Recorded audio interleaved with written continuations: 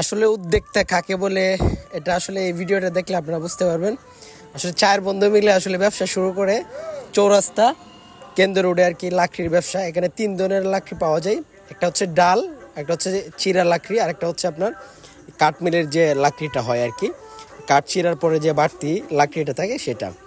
আসলে বিশেষ করে আশা, ইচ্ছা এবং স্বপ্ন, উদ্যোক্তা অনেক দূর নিয়ে যায় মানুষের স্বপ্নকে।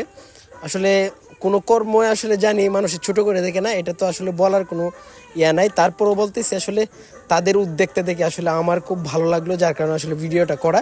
আপনারা যদি কোনো লাকড়ি লাগে বা ওনারা কিন্তু প্রত্যন্ত গ্রাম অঞ্চলে লাকড়ি দিয়ে থাকে, এবং কি প্রত্যন্ত গ্রাম অঞ্চল থেকে কোনো গাছ বা লাকড়ির গাছ যদি বিক্রি করেন বা বড় বড় কোনো গাছ, রেন্টি, করই, যে কোনো গাছ আপনি বিক্রি করেন, তাদের সাথে যোগাযোগ করতে পারেন।